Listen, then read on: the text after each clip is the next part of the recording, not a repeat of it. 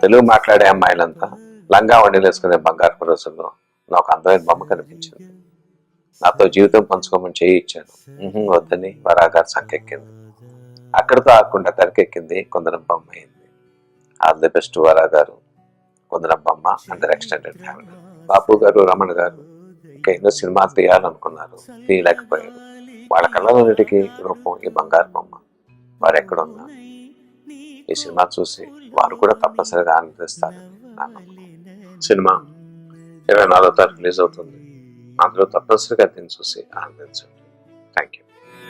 సరిగా సరిగా సరి పద